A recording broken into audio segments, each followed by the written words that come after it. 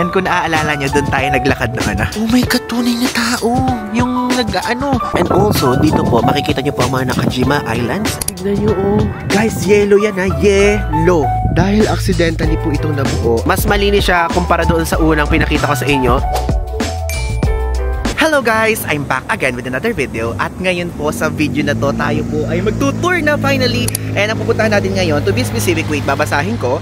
Otaru Shiroi Koibita Park and Snow Park Day Tour from Sapporo. Kaya if ever po, kung magugustuhan niyo yung vlog na to, yung link nasa description if ever ko ibubook nyo. And also, you can use my code PaulIvanClook para magkaroon kayo ng extra 5% discount. And also, to be specific, gusto ko i-share sa inyo na Bibay Snow Park ang pupuntahan natin, Otaru Canal, Otaru City, Shopping Street, tapos Shiroi Koibita Park, okay? And kasama natin mga friends natin dyan, and let's go. Dito guys, yung pick-up location sa Tokyo Ray Hotel. Diba? Ayun yung mga kasama ko. So, 7:44 pa lang guys. But andito na tayo. Hindi tayo late. Ayan guys. So, look for this one. Yung sign na to. Ayan po ang kailangan nyo hanapin para sa tour today. Okay. So, ito po yung bus natin. Sa harapan siya ng Tokyo Ray Hotel, oh. Akala namin doon mismo sa harap. So, sa kabilang side. And usually, kapag ka naman ganito, mayroon namang heater sa loob. So, hindi siya malamig na malamig. Not like sa mga ibang tour bus from different countries. So guys, galing kami sa labas. Yung mukha ko parang binana. Nagpa-facial. Oo, nagpa-facial ako. Naligyan na ice. Napakalamig ng mukha ko ngayon. Like literally. Tapos guys, alam nyo, maganda dito dahil may seating arrangement. Hindi free seating. So, meron na talagang assigned seat for everyone na kasama nyo. Hindi na kayo mamadali. Unless meron kayong something na problem specifically, di ba? Sabihin nyo na lang just in case kung nahihilo kayo tulad nito, hiluhin. Kaya nasa harapan kami. Oo, ako din hiluhin din ako pagkalan. Hindi ko namin gawa? Hindi naman ako gano'n. Okay guys, first stop for today. Andito na nga po tayo ngayon sa Bibay Snowland. And itong lugar na to, sikat na sikat tong place na to dahil sa powdery snow niya. And nakikita nyo naman sa screen, I mean sa mismong camera. Ayan, kaya let's go. So this area po, sikat po siya sa mga winter activities. Tulad ng snow rafting, sledding, ganun. And makikita nyo, hindi siya ganun ka-popular tulad ng mga ibang mga places na for snow activities, for winter activities. Dahil dito parang more exclusive yung mararamdaman nyo and more konting tao. Okay guys, so ito po ang snow activities na available dito. May snow rafting, mini snowmobiling, 4-wheel drive buggy, and may snow taxi, ganyan. So kung gusto nyo ng unlimited, lahat yan, may experience nyo is 7,000 yen. But dahil naka-clock tour kayo, may discount siya. So 6,000 na lang lahat to magagawa nyo. Ito po yung mga individual prices. Ayan, pause nyo lang para makita nyo. So, ang gagawin natin itong number 3. So, 300 meters, then 3 laps. Recommended ka siya 6 years old and older. Parang ito nga dapat, di ba? Pero, mga kaibigan ko ito kasi. So, ito na lang tayo. And you guys, if ever, kung gusto nyo makita yung snow dito, ibang-iba siya talaga kumpara dun sa snow sa Sapporo. Talagang powdery, ganung level. If ever din, kung kayo, nakalimutan nyo magdala ng mga winter gears, ayan. Ito, pwede kayo bumili dito ng mga bonnet, yung nilalagay sa leeg, tas yaan. Alam nyo guys, pagpasensyahan nyo na dahil yung boses ko ngayon ay kakaiba dahil sinisipon po ako and dahil sunod-sunod ng winter ganaps natin. Nagsimula sa Switzerland, tapos pumunta sa Central Asia, tapos andito na tayo. Kaya sinisipon na akong todo, okay? So kung tingin nyo parang iba na yung boses ko, pagpasensyahan nyo na po, okay? Yung ano yung kinuha nyo na activity? Ano lang, snowmobile. Snowmobile lang. Ikaw, Calls? Snowmobile, kung ano yung sa inyo, yun ako. Ganun ba? Okay. Ilalagay daw to sa arm. But walang snowmobile na nakalagay. Tignan niyo yung itsura ng snow. Ang ganda. Then dito mas malakas ang snow kumpara na sa city center. Sabi guys, tignan nyo yung damit ko. Puro na dandruff. Uy, joke lang ha. Ano yan, mga snow yan? Unang tikim ko ng snow sa Sapporo yon, city center, yung unang punta natin. Ngayon, tumikim ulit tayo kasi fresh from langit. Lasang nature spring.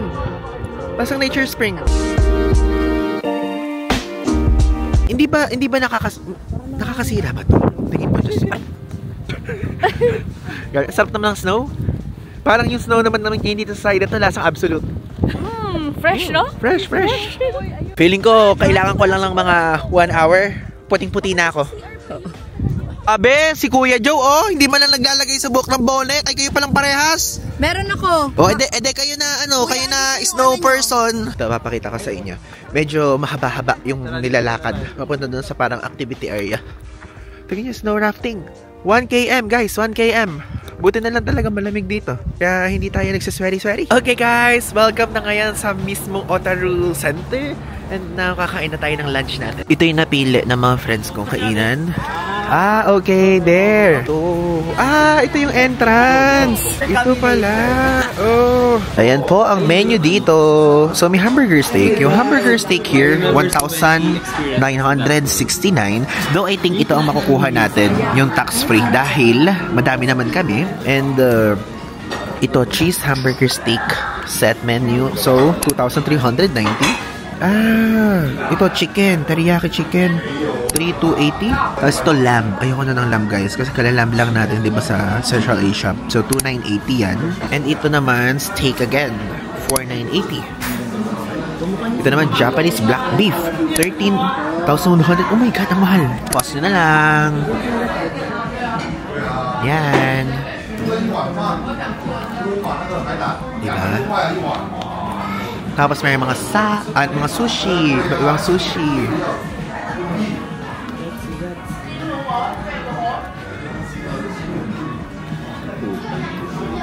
Ito yung masarap, salmon roll. Ayun na yung seafood na bowl. Ay, mura dito kumpara dun sa Nijo seafood market na kinainan natin na. Tapos ayan, salmon uli, 1,780. Tapos, ito ikura doon. Ito yung lagi natin kinakain. Ay, ito masarap. Meron siyang salmon, meron siyang sea urchin, tapos meron siyang salmon roe. Diba? So, 3,680 lang. Tignan mo. Diba? Ito naman, guys, crab. Ito, guys, so tignan nyo may unagi, oh. 2,880 lang. Though, parang ang late niya. So, ito, parang okay. Mas okay ito. 4,880.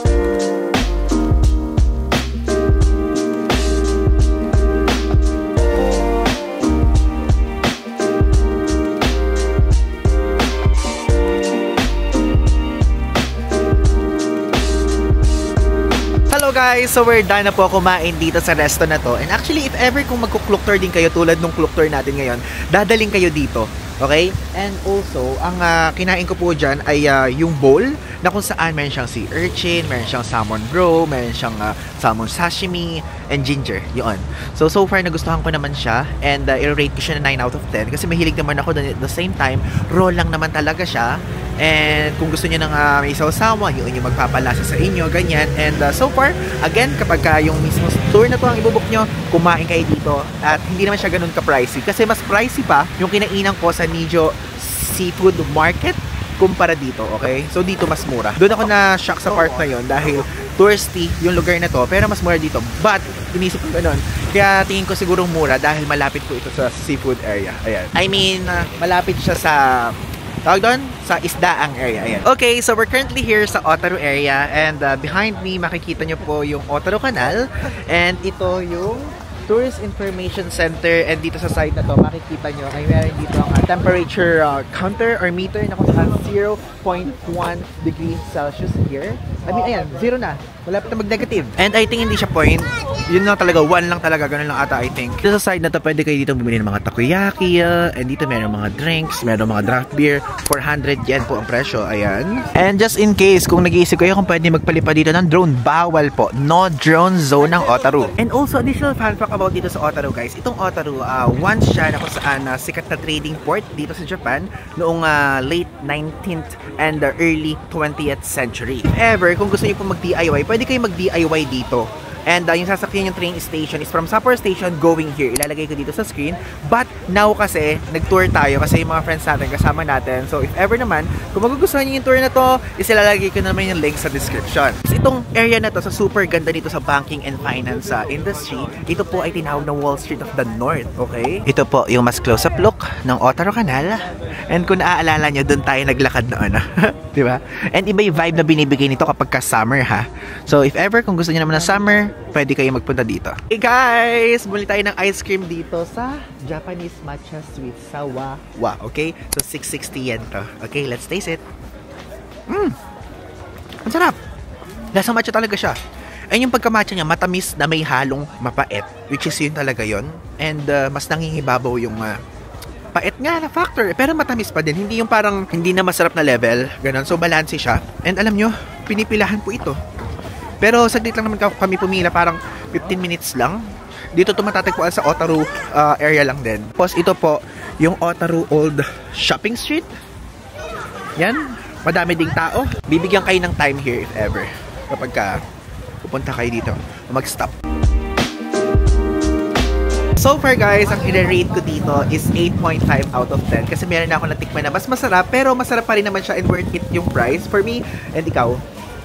Ano iyo? Ako 9. Maki Santos? Matcha lover ako. I love it. Very authentic yung pagka-matcha niya. Bitter siya. So if you're a pero fan... may sweet pa din. Oo, hindi siya masyadong bitter. Pwede na. Valid yan kasi food critic yan. Follow nyo siya sa TikTok guys. Yung username lalagay ko dyan.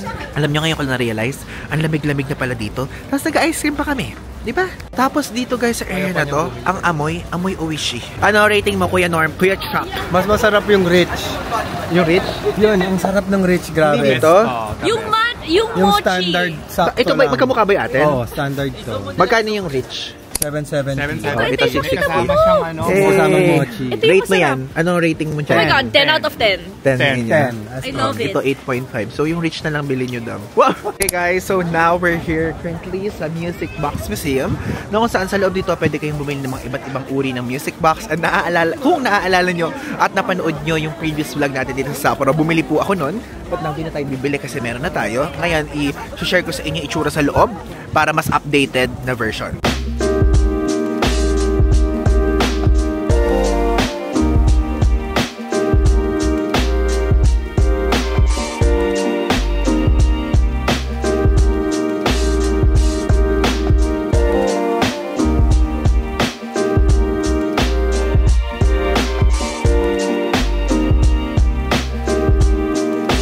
Nakita nyo na guys yung glimpse ng Music Box Museum and yung shop sa loob. And if ever po kung gusto nyo makita yung detailed vlog about that place, is meron po akong ginawa before, okay? Medyo mabilis kasi ang ating ginagawa ngayon dahil naka-tour tayo. Opo. Finally, andito ngayon tayo sa ating last stop. And hindi ko na ipapakita guys yung mga transfer from one place to another. But ito ay ang Shiroi Koibito Park. And as you can see behind me, isa siyang chocolate themed factory na lugar.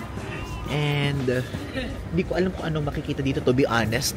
Kasi lahat kami parang blind visit to. And lahat kami first time dito. Kasi kung naaalala nyo at kung napanood nyo yung previous one, hindi pa po ako nakakapunta dito sa area na to. But yung Shiroi Koibito, as far as I know and as far as I remember, is isa po siyang white chocolate na biscuit dito sa Hokkaido area. So guys, mayroon palang tamang pronunciation to. So ano yan guys? Shiroi Koibito Park. Ikoi. Ayun. Ikoi? Shiroi Koibito Park. Wow!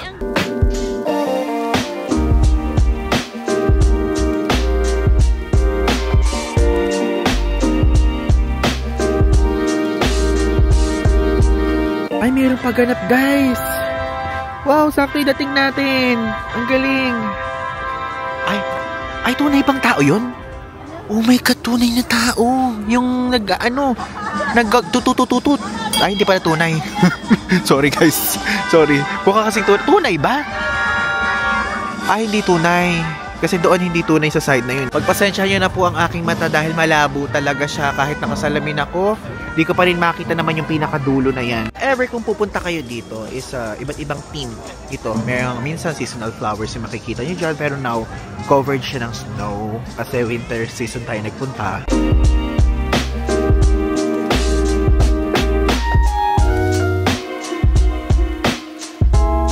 So guys, dito sa area na to, meron ditong area na kung saan pwede kayong mag-workshop kung paano gumawa ng mga chocolate cookies.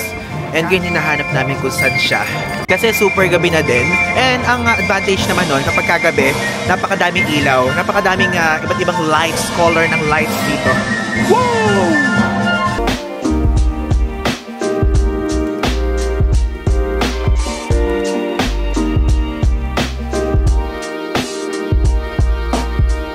So, dito tayo ngayon sa bake shop dito, which is Chelsea ang name. Ayan po, oh. Binibenta dito cream puff, 360 yen, cream buns, 380 yen, and yung iba sold out. Magkano ang bili mo? Yay! 360 yen. Para sa isang pirasong cream puff. You can use guys your Gcash card to pay. Ayan na! So bumili si Maki ng isa at pag-share namin tatlo. Kasi hindi namin mauubos. Just to appreciate. Yeah. Okay, so now, tayo naman ang tumikim. Ayan. Ayan. Ibigyan mo. Uy, tignan nyo. Ano tawag sa ganyan? Cream. Creamy. Okay, let's taste it. Uy. Pop na. No? Ang sarap. Hindi masyadong matamis. Ang sarap. Half pa tayo dito. Parang worth it naman na yung price. Worth it siya. Eh, kita mo, tatlo tayo nag-share. Wow. Gating mo na lang, di ba? Half tayo. Hindi mo ko Cheers! Yan. Rate mo? 9. Ikaw? 9, 8, 9. Ako din, 9 din. So, bumili si Jax ng curry puff. How much? Saan galing yan? How much? Ikaw na. Doon, sabihin nyo. Alam mo, pag ako bumibili ng gamit, lagi hindi tumitingin. Kasi ang bilis mo. Para kang bubwit. Talaga? Hindi ko nakita. Last piece to. Okay Para siya yung kinakain ko lang na may kanin. Curry lang talaga. Is that our bus? Is it leaving? Ay, dahil. Okay, andito tayo ngayon sa Kokono, Susukino, at kumakain tayo sa Teppan Spaghetti ng carbonara with one-piece chicken. Ayan. At ang price po nito ay 1,340 yen.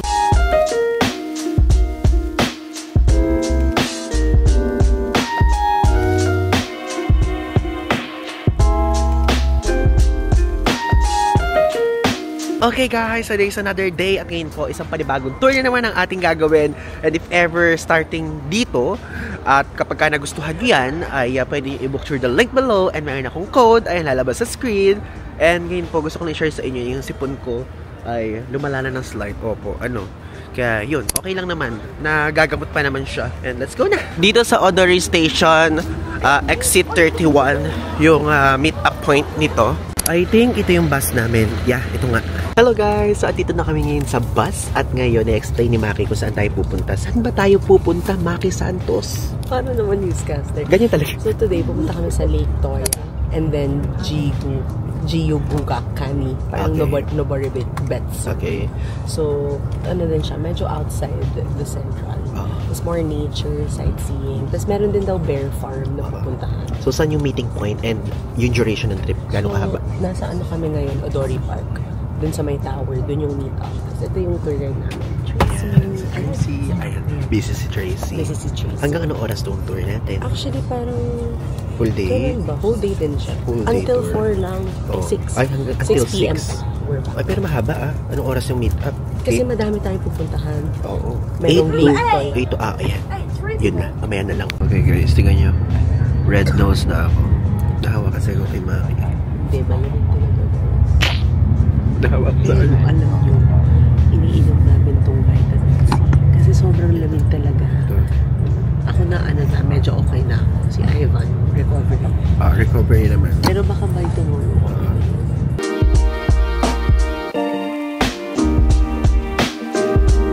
Finally, andito na ngayon tayo sa ating first stop, ang Snow World Toya. And dito ay mag-winter activity tayo, which is yung snowmobiling. And good for two, yung mismong tawag doon, yung mismong sasakyan natin at ang bayad po doon ay 18,000 yen. So if ever kung dalawa kayo, i-divide nyo na lang into 2. Pero ang alam ko, mas mahal kapag isa lang tao lang, 13,000 yen yun.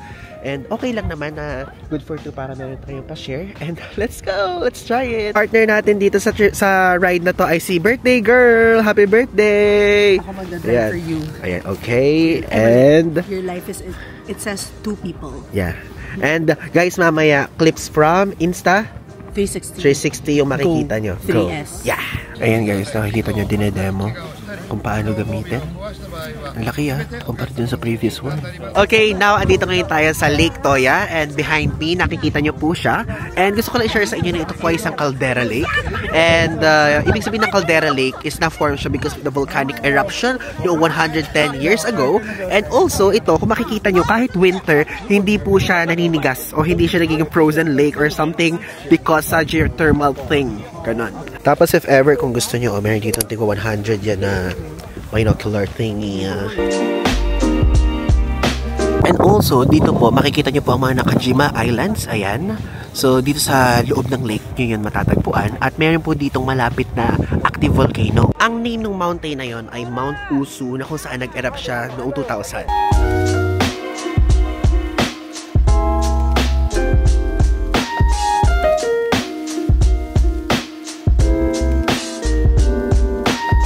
So, andito tayo ngayon naman sa part na shopping area dito. At napakadaming mga pasalubong things na pwede yung bilhin here. Ito, meron dito yung sikat na pancake mix po. So, 550. Yen siya.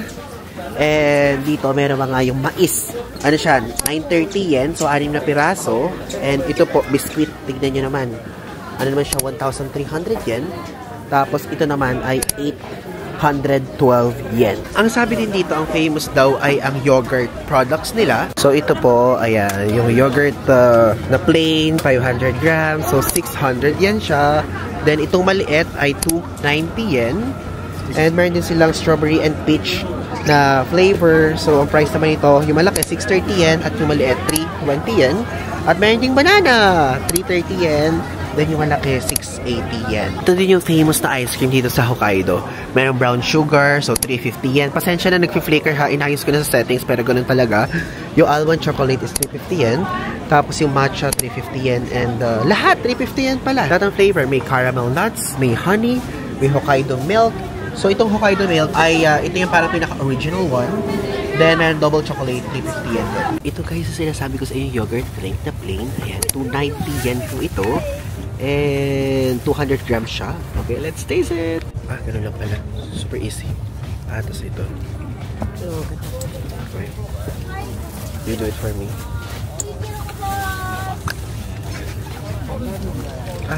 Okay. Yogurt yan. Ay, ang lapot. Pero ang sarap niya, guys. Complete. Hindi ako pala yogurt. Alam niyo yan, binibida ko. Ako nikwento ko sa inyo. Pero masarap siya. Nagustuhan ko siya. Usually, di ba sinasabi ko sa inyo? Melon, banana.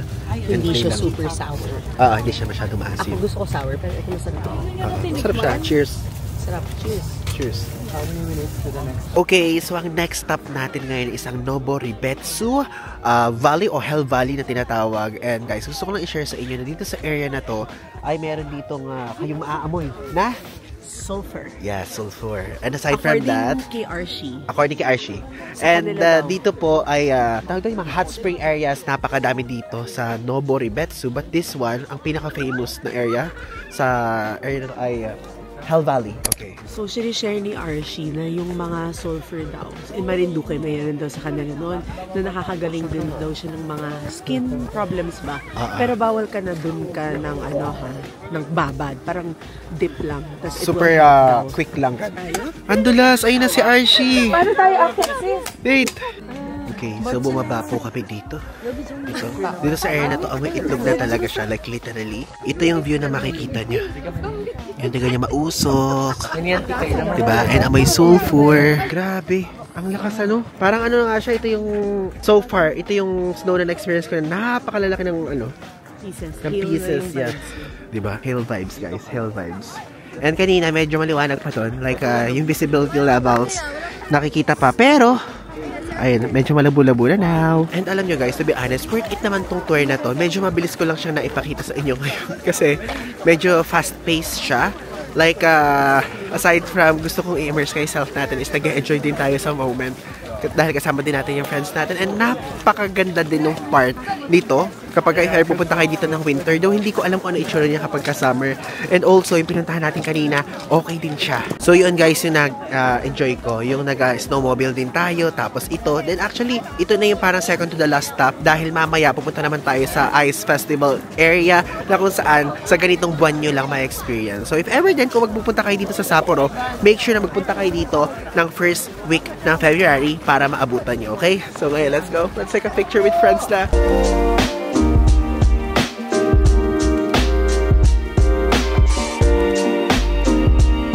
So kainin natin yung snow. Kakahiya. Kinakain natin. Yung mga nakakita. Siyempre. Ganun talaga. Southeast Asian tayo. Walang snow sa atin. Check natin tong Noboribetsu Park Service Center. Ito yung makikita niyo here. O if ever, kung mahilig kayo sa mga magnet, keychain, strap, ayan, 600 yen isa. Ito naman, mga pang lawit-lawit sa cellphone. Magkano? 700 yen isa. Wait, di pala nakikita. Sorry. Tapos dito, mga postcards. 200 yen. Then, ito, mask. 1,200 yen. Souvenirs yan, guys. And ito, tulad sa sinabi ko sa inyo noong unang vlog din natin, ito pong Hokkaido area. Sikat po siya sa lavender. And ito, nagbebenta sila dito. 1,000 yen isang piraso nitong face mask. Okay, guys. Nasa last stop na tayo dito sa Lake Shikotsu Ice Festival area. Ito siya, oh. Tingnan nyo. And, ayan. Yeah. Hi. Hello. Ito yung entrance. Wow, ganda ha. Ayan. Lake Shikotsu Ice Festival area. Wait, hindi ako nakapag-video kanina doon sa labas ng maayos kasi napakalamig kayo sa labas. Kahit meron na kaming mga makakapal na suot. Tumatagos. Lake Shikotsu Ice Festival. Yun ang pangalan. Nandito tayo sa Lake Shikotsu Ice Festival. Diba? Katsu. Itong area na to, limited edition lang. I mean limited time lang nandito. Tuwing festival area. Wow, ang ganda! Tignan nyo, oh. Guys, yellow yan, ha? Yellow. Ganda pagka nilapitan, oh. Wow! It's giving! Ayan, let's go. Picture na tayo. Kasi guys, medyo saglit lang dito, eh. Hindi ganoon katagal. Tutor ko kayo.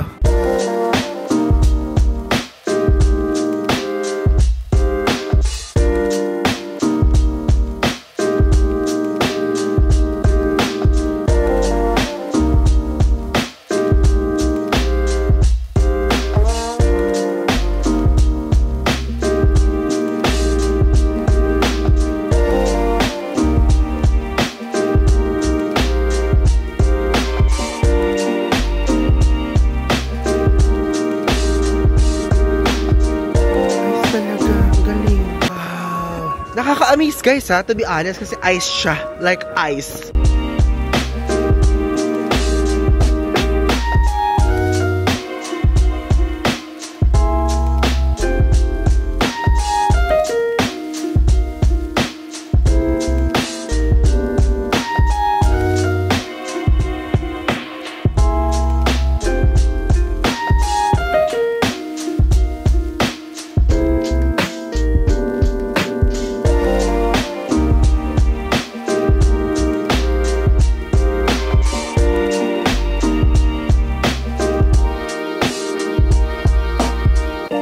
Ngayon guys, papakita ko sa inyo yung cafe dito sa loob. Cafe na nasa yellow. Ito po, meron po ditong marshmallow if ever kung gusto nyo. Aside from that, pwede din kayong bumili dito ng corn soup para mainitan yung mga lalamunan nyo and even para mainitan yung katawan nyo.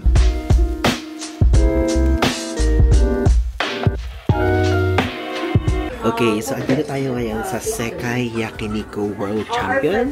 And now, isa-celebrate natin ang birthday ng friend namin here. And Yakiniku po, yung setup at kakainin natin dito. All you can eat siya. So, eat all you can, guys. And may ipapakita ko sa inyo kung ano yung mga choices. Ito guys, yung presyo. I-pause nyo na lang. So, ayan, nakalagay dyan. We offer 3 types of all you can eat courses and a la carte menus.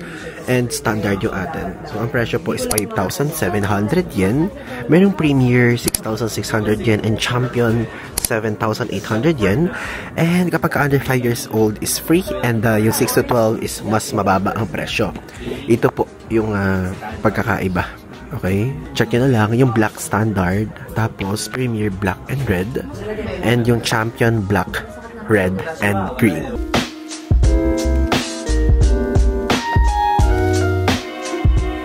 Ito po yung ating sasakyan for today's video. Okay guys, again, andito na naman tayo sa Ningle Terrace for the second time. And ayan, makikita nyo na naman dito yung mga iba't ibang magagandang cabin dito. At ngayon ipapakita ko sa inyo yung konting glimpse ng Ningle Terrace. Kasi actually, maganda itong puntahan pagkatanghali. Or I mean, pagkahapon, paggabi. Kaya lang, ngayon po kasi ay private tour tayo at ito yung inuna namin para mamaya makapag-Mount Moiwa tayo. Okay, so ngayon ipapakita ko sa inyo yung montage.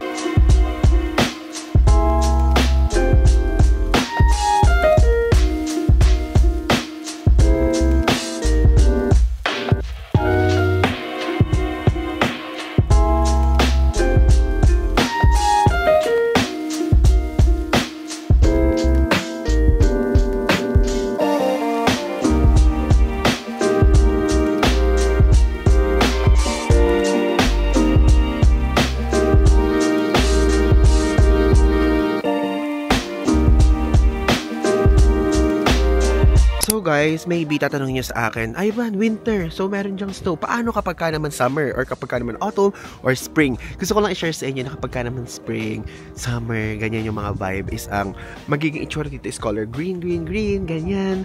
And parang forest vibe talaga siya. And aside from that, ito pong Ningle Terrace, hindi ito makikita kapag ka nandun kayo sa hotel na kanina na pinakita ko sa inyo. Dahil dun po sa side na yon ay parang hindi nyo siya makikita. Medyo hidden yung vibe niya. So, kailangan nyo talagang pumasok para makita itong ganitong kadaming mga bahay-bahayan. Diba? Ganda nito, guys.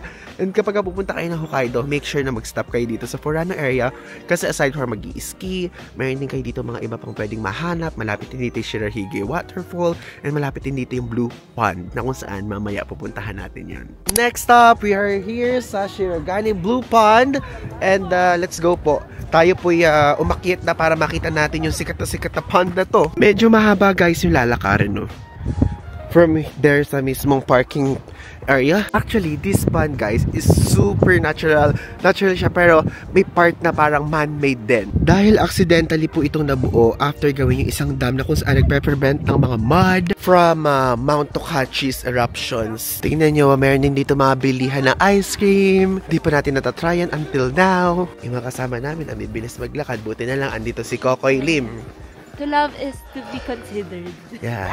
Ang aesthetic social media content creator ng Instagram, TikTok, and YouTube na hindi nag-YouTube. Para may tungkod ako. Baka pwedeng mag-YouTube ka na.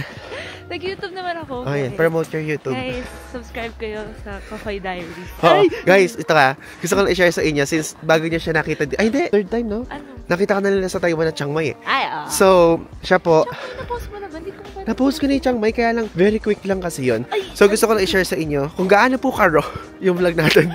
Gaano ka-arte yung vlog niya. I mean, kung gaano karo sa atin, sa kanila, sa kanya kabaligtaran. Napaka-arte nitong gumawa ng vlog. Super aesthetic. Grabe. Ito na po yung frozen blue pond. And very dangerous daw dito due to cracked ice under the snow. So, hindi kayo pwede dyan maglakad-lakad. It's giving Lake Candy. Diba? Tingnan nyo naman, oh. Grabe, wala tayong nakikitang pond ngayon kasi frozen talaga siya. Gusto ko lang din i-share sa inyo na ito kasi picture niya, no? Lalagay ko dito yung picture ng pond. Yung color blue niya guys, nakuha yon dahil sa super rich na water from Shirahige Waterfall. And napuntahan na natin yun before and now yun ang pupuntahan natin. Papakita ko sa inyo. Again guys, please bear with me kasi po nakikita niyo naman may sipon ako ngayon and medyo inuubo ako. But nagpe-face mask naman ako. Dito lang ako hindi nagpe-face mask kapag ka nag-vlog dahil hindi niyo ko maintindihan magsalita. But still, we are here. Diba? Guys, oo nga pala, kapag pupunta kayo dito, yung shoes nyo, dapat winter boots, at least. Talaga. Or like yung hindi mag-absorb ng basa. Yeah. Ano tawag na? Water repellent. Water repellent. May spikes. May spikes dapat. Kaya ako cowboy boots yung suot ko. Ay, wow. Sana all. Kasi madulas talaga. Huwag kayong magsusuot ng mga sapatos na flat yung baba. Kaya kapit busy kami. Yeah, kapit busy kami. Wait, madulas. Okay guys, so yung kanina frozen version, but now, andito ngayon tayo sa hindi siya frozen. Papakita ko sa inyo, lumapit tayo.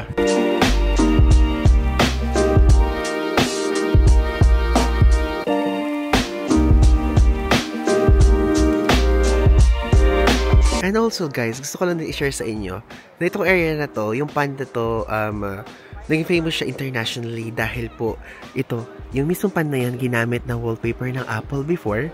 So ilalagay ko yung picture sa screen para makita nyo. Diba? Kaya lang guys dyan, alam nyo, bawal dyan mag-swimming. Kasi kahit parang nakikita natin na parang mababaw lang siya, may mga time na parang ang lalim pa din yan. Kasi yung ibang parts dyan, hindi nila alam kung gaano kalalim. Diba? Now guys, if ever makikita nyo, doon sa side na yun, ayun yung dam na sinasabi ko sa inyo kanina. Wait, isi-zoom in ko para makita nyo. Ayan o, diba? Yan, paalis na kami. Let's go! Okay, so our next stop, ang Shirahige Waterfalls. Ayan po siya.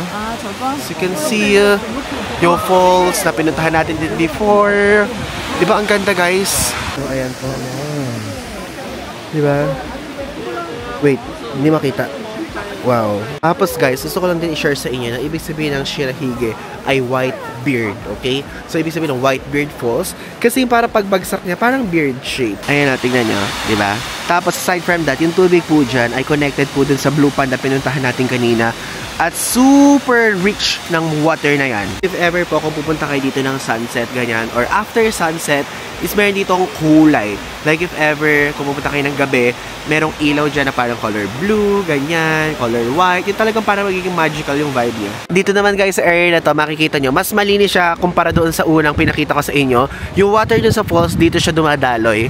Napakaganda guys ha. Walang edit to, wala tong color grading, color blue talaga siya. Tapos itong lugar na to, hindi ko alam kapag hindi winter, pero kapag winter, mas popular po itong area na to, okay? Kaya, yun. Kung nagde-decision kayo, or magde-decision pa lang kayo, kung kailan kayo pupunta dito sa Sapporo or sa Hokkaido, parang itry nyo po muna yung winter. Yun ang maire-recommend ko. And kung gusto nyo magpunta ng summer, spring, autumn, pwedeng yun na lang yung second punta nyo or kapag bumalik kayo. Kasi ako, plano ko pa rin bumalik dito, pero next time na lang, mga summer part, para makita natin yung lavender.